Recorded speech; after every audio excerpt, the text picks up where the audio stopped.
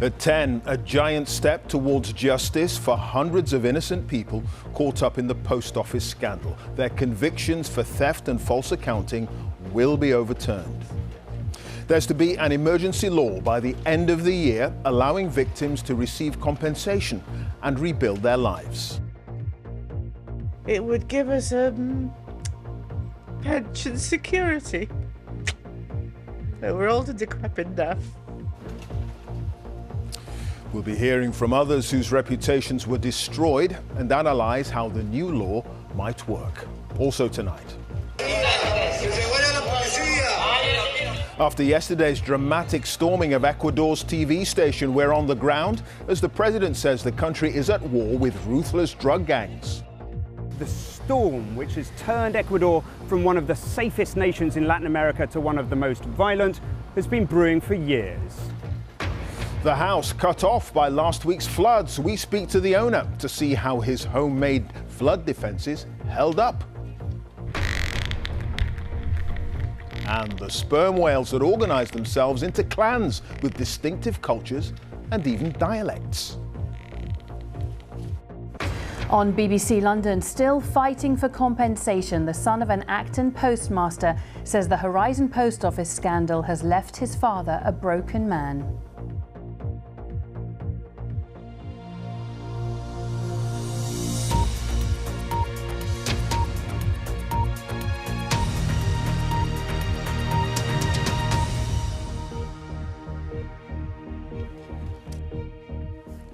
Good evening. Some have waited over a quarter of a century to have their names cleared. Hundreds of people wrongly accused of theft and false accounting while running post offices. Well, a new law in England and Wales to exonerate and compensate all these people whose lives have been ruined is to be introduced after an ITV drama questioned why one of the biggest miscarriages of justice in British history hadn't properly been resolved.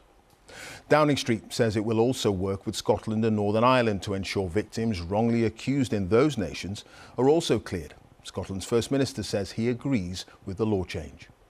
In a moment, we'll hear from some of those post office workers who've campaigned for this day. Dominic Casciani will explain how the new law will work.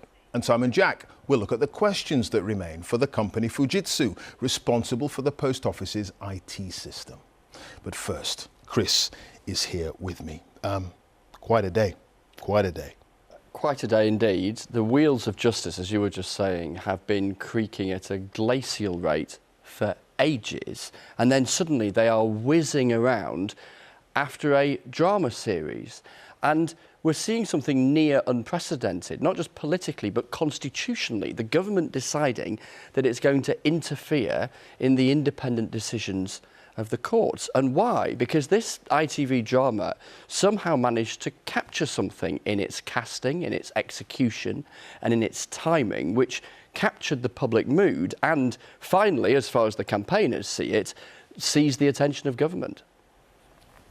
4 nights of drama on the telly after 2 decades of injustice, and just 1 week later, we come to questions the Prime Minister. The most high-profile moment of the week at Westminster, the start of Prime Minister's question time. And Rishi Sunak said, Mr. Speaker, this is one of the greatest miscarriages of justice in our nation's history. Today I can announce that we will introduce new primary legislation to make sure that those convicted as a result of the Horizon scandal are swiftly exonerated and compensated. This is the story of Westminster transfixed like never before about a scandal over 20 years in the making. It is a huge injustice. People lost their lives, their liberty and their livelihood, and they've been waiting far too long for the truth, for justice and for compensation. Yes, compensation. Yes, justice. ITV's drama last week is what has provoked what you've just seen in the Commons. How did you find that? Have you been in there before? No, never been in the chamber before. Watching Westminster's drama today, the director of the series. Tell me about this last week. I mean, wow, look at what you've done. It's extraordinary. It's astonishing. I mean, we thought we would hopefully raise awareness and, get the story out there and get the story of the victims to a wider audience, but no one ever thought we would get this sort of reaction and response, and to be here today to see them announce, the overturning of the criminal convictions is just mind-blowing. Back inside Parliament, the beginnings of the detail and scrutiny for the government. Too many victims want nothing to do with the British justice system, nothing to do with the post office, nothing to do with government. They have had enough. We need to keep on the momentum that the ITV series absolutely engendered in press, here, everywhere. But I think we also still need to listen to the victims. In terms of those that have their convictions overturned who have died, will their estates be able to access the compensation? Yes, the government says their families will get the money.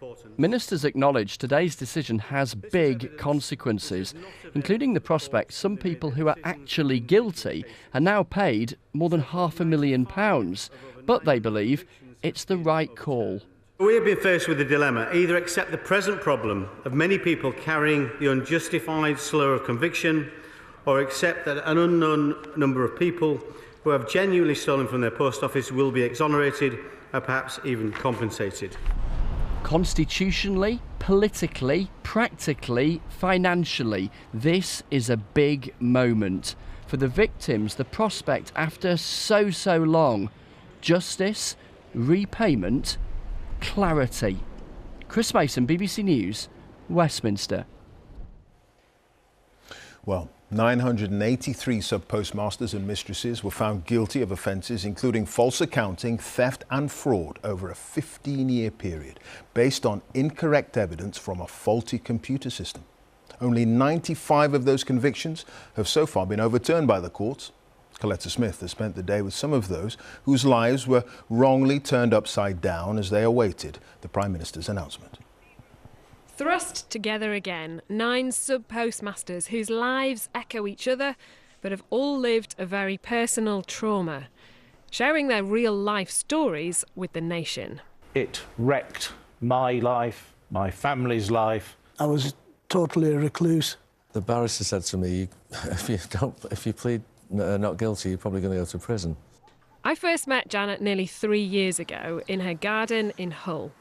Do you know what? I'm glad about this for years. She'd served time in prison and still had a criminal conviction hanging over her. So nervous, because I know my life's in the hands of 3 judges. Her conviction was quashed in 2021. And as she's waited longer for justice, her voice has grown stronger, directly challenging the minister this morning. You are the Post Office Minister. Is the government going to take back control over the Post Office? Well, Janet, I was talking about your case yesterday with David Davies, which I think, Sir David Davies, who I think has been working on your behalf. You weren't holding back when it comes... Because all they keep saying is that, now we're aware of what's been going on. They've known it for years and years and they've done nothing. You've not had a government ear like that before, have you? No. Yeah, I think we're finally getting listened to, but there's a long way to go. After the 2019 With pressure mounting, we watched as the Prime Minister took the floor in Parliament this lunchtime. It was broadly positive. We wait to hear details on it, but introducing legislation especially is what we've been calling for to exonerate people. You can potentially get an interim payment of £75,000. What is that? How does that feel? Well, we borrowed money over many years. It would give us pension security. No, we're old and decrepit enough. I lost my pension at 55 because we had to put it into the post office. Hopefully the wave of support that we all have behind us now and the public understanding of the scandal is forcing the government to actually do something about it. Heading home but reuniting online tomorrow as the public inquiry kicks off again. But for Tim and his partner, they've a different excitement on the way. With a new baby due this summer, there's fresh hope for the future. Coletta Smith, BBC News in Salford. Well, at the centre of the scandal is the Horizon computer system, designed and operated by the Japanese company Fujitsu. It's nearly 30 years since it was rolled out in post offices across the UK. And Simon Jack has been looking at some of the questions now surrounding the firm. Simon. Thanks very much indeed, Clive. Yes, as you say, there is a private company at the very centre of this scandal. It's Fujitsu, a £20 billion Japanese firm whose UK arm won way back in 1996 a multi-million-pound contract to computerise nearly 20,000 post offices. The Horizon IT system rolls out 3 years later along this timeline, but within weeks, some Sub-Postmasters report problems. The Post Office at this point denies there are any systemic issues. Over the next decade and beyond, hundreds of branch managers are prosecuted, dozens convicted, with many sent to prison, declaring bankruptcy, losing their homes and in some cases taking their own lives. Campaigners in 2009 begin their official fight back, getting support from local MPs.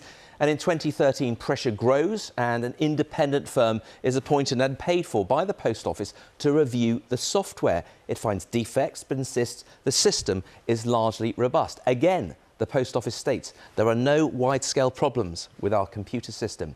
But in 2019, there is that landmark ruling that finds there were defects in the Fujitsu system. And the Post Office agreed to pay over £50 million to 500 sub-postmaster and sub-mistresses, opening the way to criminal convictions being overturned, as we heard today. But what of Fujitsu today? Well, Horizon is still installed. The Post Office has paid Fujitsu another £36 million to extend that contract till the end of 2025. And why? Because the Post Office says these systems are incredibly complicated. They take years to design and build and can't be easily replaced. If you switched off Horizon, you would bring the Post Office network to a standstill. So far, Fujitsu has not paid anything in compensation, and in their most recent accounts barely mention Horizon as a risk to their business and have set no money aside.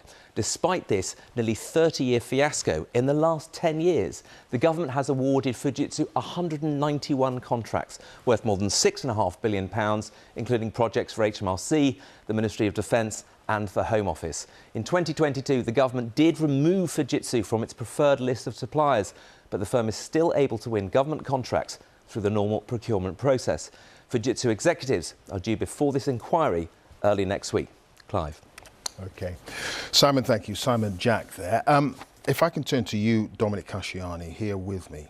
The big question, how is this new law going to actually work? Well, we haven't seen the detail yet, Clive, but I think the real headline here in some respects is modern democracies that pride themselves on defending the independence of courts and judges don't normally then go around overruling them. And until today, the only power ministers really had in relation to a miscarriage of justice was a royal prerogative of mercy, which is to disregard the effect of the punishment, not to disregard the finding itself in court. So what's happened today is constitutionally quite enormous. I mean, it has real implications, and that's why there's a lot of nervousness. So, in essence, no evidence will be considered. There'll be no public declarations in court of an individual's innocence. As soon as this law goes through, effectively anyone who's convicted in a relevant time, those convictions will be quashed, and then they can self-certify their innocence and entitlement to compensation on a form. Of course, if there's any fraud, the government could come after those individuals after that. But that's why that nervousness exists. Now, ministers say it's an exceptional situation which requires an exceptional solution.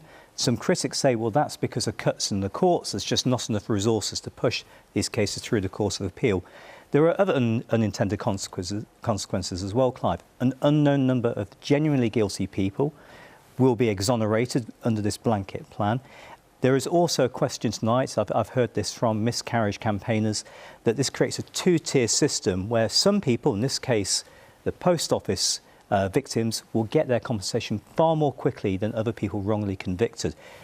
Justice delayed is justice denied. That's the real adage, I think, at the bottom of this. And I think fundamentally that's why the government's made this political choice, because no one wants this to be delayed any longer. Indeed. OK. Chris, this truly appalling case, I mean, it stretches back over a quarter of a century. There are so many people with questions to answer. There are. This has been a collective generational failure. A lot of people let down for a lot of time. So the breadth of questions and the breadth of people facing questions is really quite something. There are Labour folk who were back in government way back when, who are now going through their records to work out their involvement. Liberal Democrats too from the coalition years, Conservatives as well. This, though, being an election year, Clive, means that the loudest questions are for party leaders who had some sort of role in the past connected to all of this. So we've seen questions for Ed Davey, the Liberal Democrat leader, who was one of more than a dozen Post Office ministers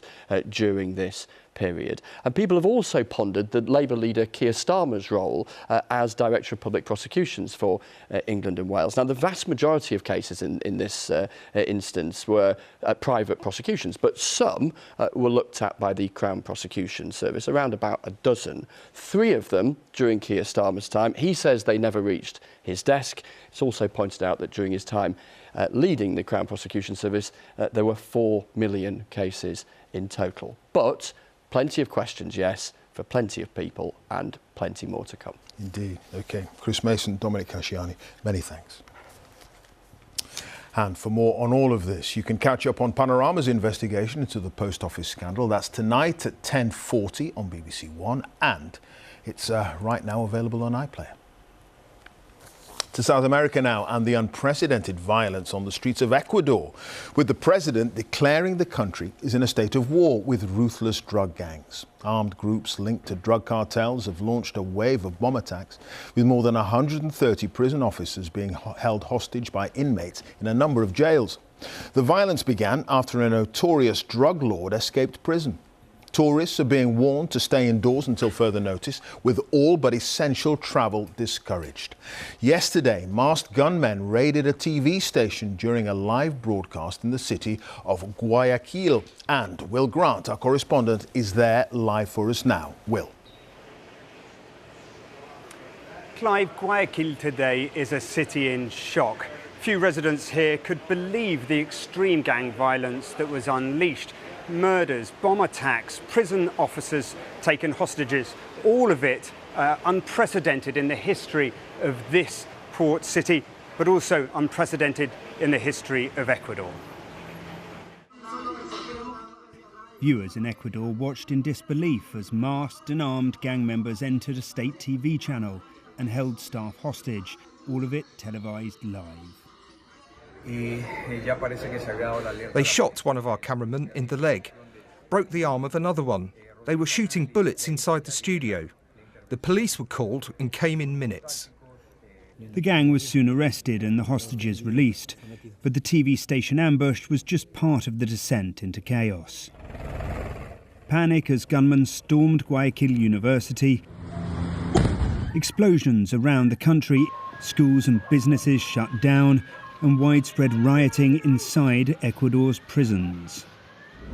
In response, President Daniel Noboa called a state of emergency and imposed a curfew. By decree, he designated 22 gangs terrorist organisations and ordered the military to, as he put it, neutralise them. We are practically living in a state of war against terrorism. These are not organised crime groups, they are terrorists who are financed by drug trafficking, trafficking in people, organs and arms. President Noboa says that Ecuador is now engaged in an internal armed conflict. But while this explosion of gang violence may have caught the nation off guard, in truth, the storm which has turned Ecuador from one of the safest nations in Latin America to one of the most violent has been brewing for years. Specifically, this man, Adolfo Macias Villamar, alias Fito, is part of the reason Ecuador finds itself on the brink of an internal war. He's the leader of a gang called Los Choneros and escaped his prison cell shortly before his transfer to a higher security wing. 2 prison guards have been arrested for allegedly helping him flee. The gangs are largely controlled from the prisons. Even behind bars, Macias ran his organisation without interference from the authorities. People are scared. They're closing all the stores. There is no security. They're afraid gangsters will come and loot everything. An iron fist on crime has been used here before, but it did little to break the gang's stranglehold on the Andean nation or slow its slide towards bloodshed. Will Grant, BBC News, Guayaquil. The funeral has been held in Albania of an asylum seeker who died on board the Bibi Stockholm vessel in Dorset, used to house migrants.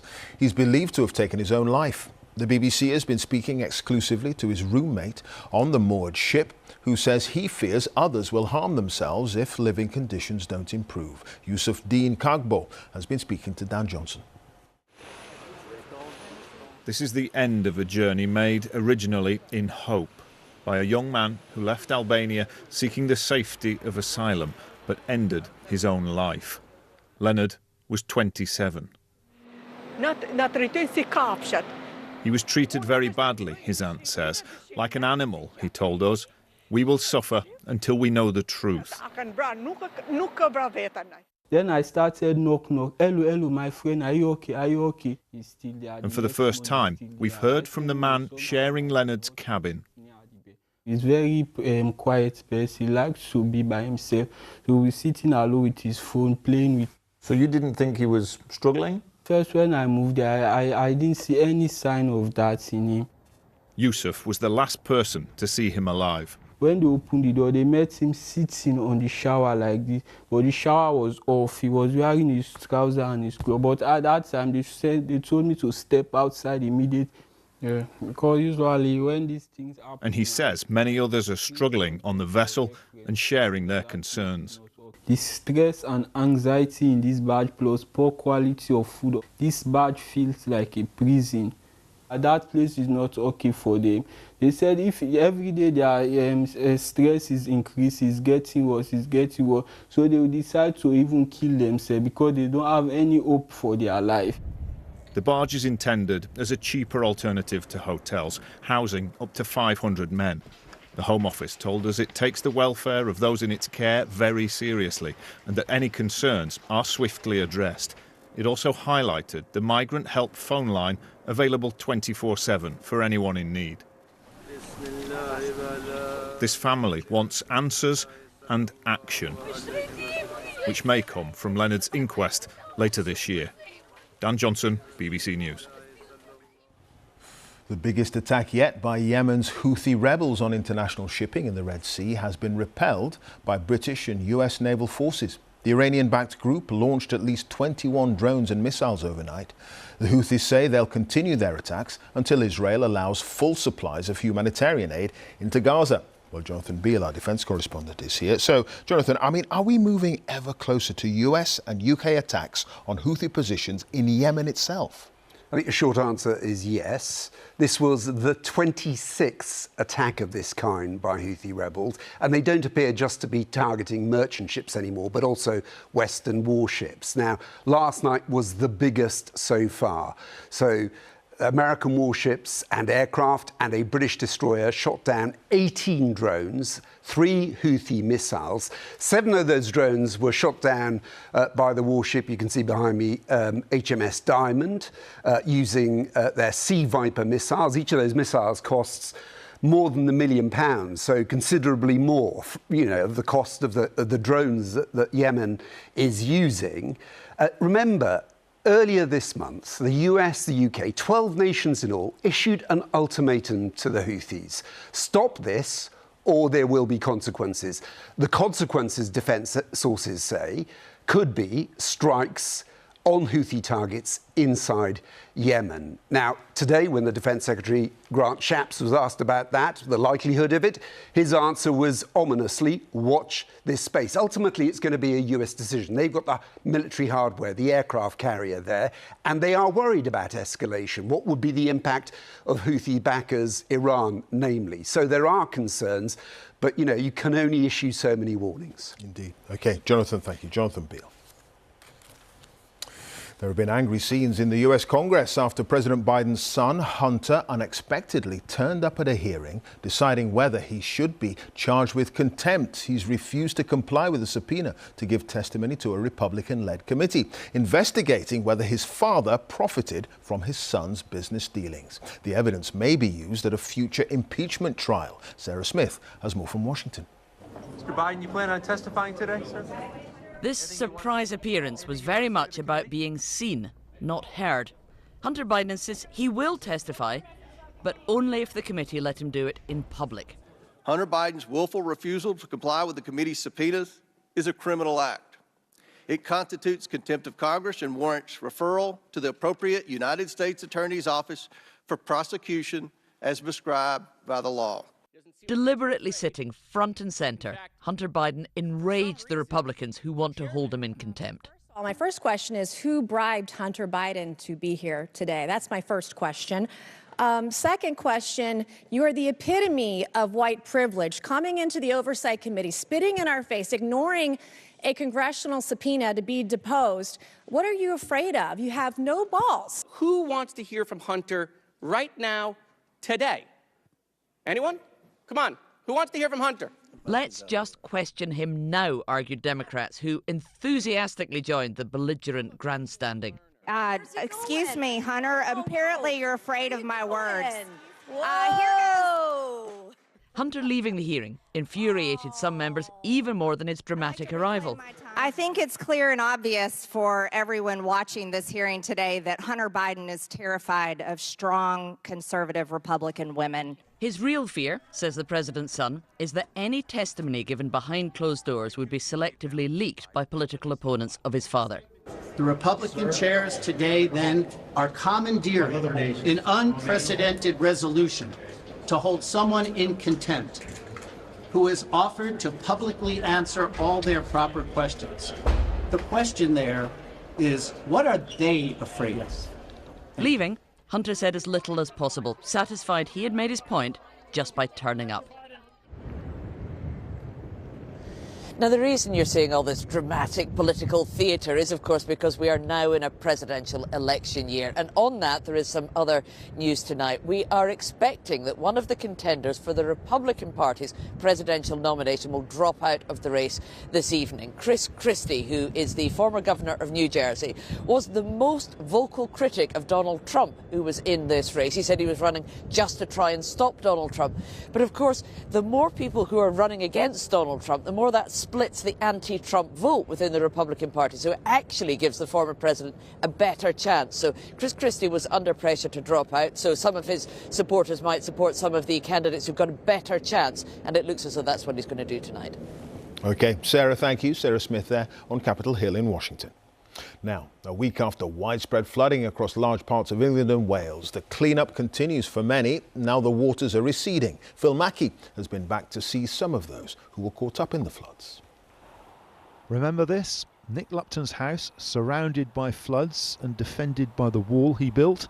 The film we took last week has been viewed more than 30 million times. Today the house is attached to the mainland again. Welcome. Glad to see it so dry at last. Yes, dry is good. After being stranded inside for a week, the waters receded and we got to see the defences close up. You can see previously we had a little bit of damp coming up the wall. Oh, it's always a relief when the river goes down. We're into the recovery now. There's a few jobs to do, even though the wall's keeping it away from the house. During Storm Henk, a torrent of water began pouring in, but the walls kept it out. Nick built his flood wall 30 centimetres higher than the record level, but it may not be enough in the future. In the old days, we used to put these temporary barriers up here, which used to take hours and hours to put up. Dave Throop spent 20 years working for the Environment Agency and now lectures on climate change and flood prevention. The floods we're getting at the moment are getting more and more extreme.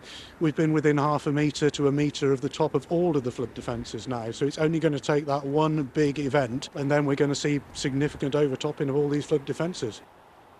Would you believe that the river has fallen by more than 2.5 metres since its peak on Friday? Luckily there's no cricket scheduled for a few months yet. The problem is this is the second big flood this winter, and if there's another storm, all this will happen again. Worcester has always flooded. These pictures from 1963 show how little has changed, but the floods are coming more often. We have nearly 40 years of detailed data. Between 1986 and 2000, the height of the Severn never rose by more than 5 metres. Since then, it's happened more and more often.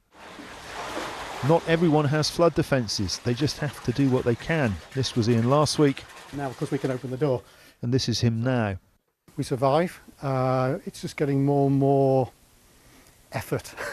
Worcester's that way. And back at Nick's, after all the money he spent building the wall, was it worth it? Yeah, absolutely. It was the right thing to do. It's proven to be the right thing to do. Phil Mackey, BBC News, Worcestershire. Researchers say they've discovered that sperm whales live in human-like clans with distinctive cultures and even dialects. The scientists used underwater microphones and drones to examine the sounds and behaviour of the animals, as John Donnison explains. The clicks and clacks of a sperm whale. And as you might expect from the creature with the biggest brain on the planet, their chit-chat has more to it than meets the ear.